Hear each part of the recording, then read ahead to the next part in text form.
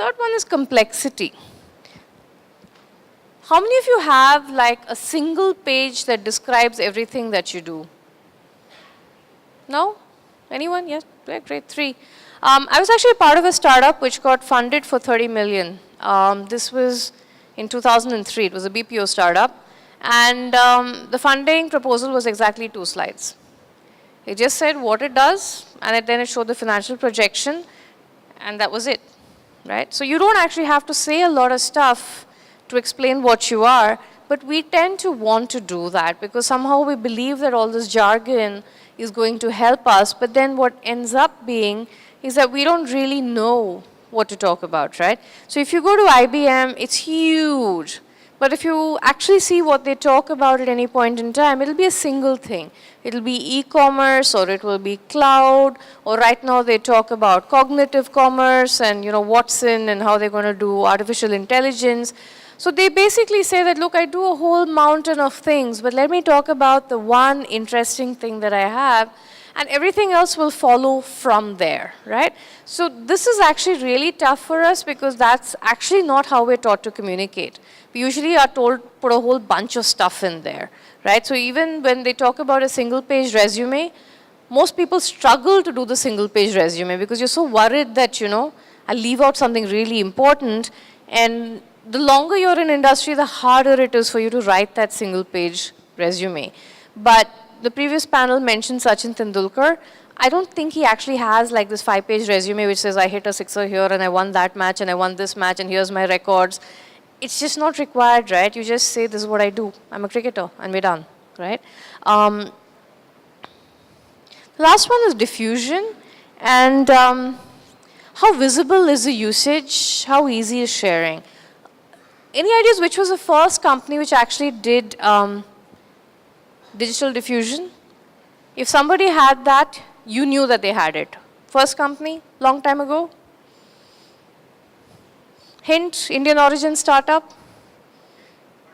Hotmail, correct. I have Hotmail to you, right? It's phenomenal. Uber, which I gave as a previous example, also did exactly the same thing. Basically, they said you can give a coupon or a voucher to your friends. So now if you've used Uber, you were able to give a code to your friends. So they knew that you had used it and you were happy, and therefore, and they gave you points if you tweeted it. I mean, there was a lot of incentive in the beginning for you to do that because every time someone signed up, it was like 200, 300 bucks, up to 600 bucks at one point. It was totally worth it for you to share your experience. If you see an Amazon or a Flipkart, they also have that opportunity for you to share that you're buying something. But I don't think a lot of us want to say that, look, I went online and I went and bought whatever rice or dal. It's just not something you want to share. So what am I going to do to make you share that? Similarly, if let's say you're using a B2B product like say Zoho, how do other people know that you're using Zoho? What's in it for me to share that example with you, right? I shared the fact that I use Happy, but actually it's not visible to you that I use Happy. It should be, but I don't know how to make it happen. But selling is so much easier for you if everybody else knows that you're using that particular product without having to advertise it so much, right? So if Apple does it, all of them do it, they try to add a little signature saying that sent from my iPhone. And you have to physically remove it because they really want everybody to know that you're using it, right? So you know that you have succeeded with branding when it's all about pull.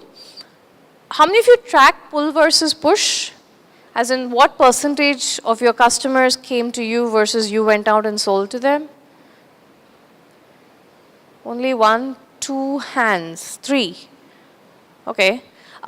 This is actually a pretty important metric because if you are investing in building your brand, then more and more people should be coming to you as opposed to you having to chase them all the time, right? People agree with me? Yes? Right? Therefore, you should actually track that metric. And how many of you have a marketing department? A dedicated person or a team or anything? Okay, only 5. Okay, how many of you have a marketing function, regardless of whether he also does sales, operations, anything? Someone in charge of marketing? Okay, that's still only 10. Any reasons as to why the rest of you don't want anyone in marketing? Yes, no? No time? How many of you have no time for marketing? Okay, no money? 2 people said no money, no, 2 people said no time. Yeah, anyone else, why would you not want to have marketing? What would be the downside? Sorry? They do more wrong than good. Is that what you said?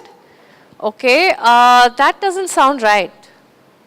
What could marketing possibly do wrong for you?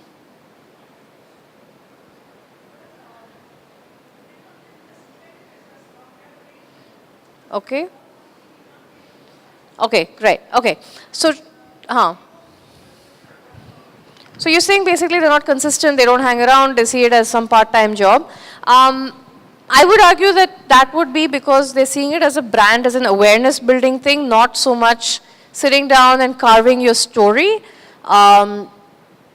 See, there are operational reasons in anything, okay? It's hard to find a good finance guy as much as it is to find a good marketing person.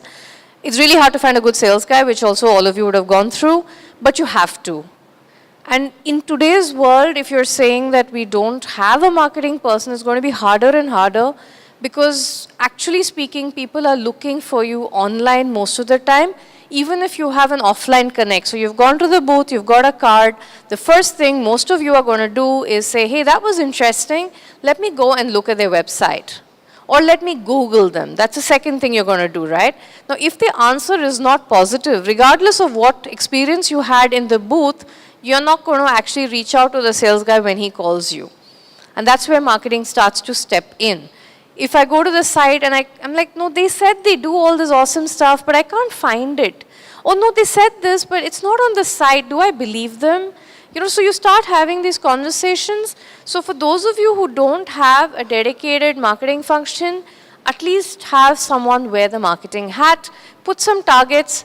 First one is, how many people are reaching out to you, whether it's through your online presence, social media, phone call, whatever, some percentage has to come, even through your LinkedIn profiles.